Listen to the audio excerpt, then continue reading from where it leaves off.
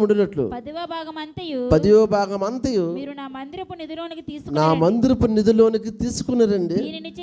దీన్ని చేసి మీరు నన్ను శోధించిన యెడల నేను ఆకాశపు వాకిండ్లను విప్పి పట్టజాలనంత విస్తారముగా దీవెనలు కుమ్మరించెదనని సైన్యములకు అధిపతియగు యెహోవా సెలవిచ్చున్నాడు.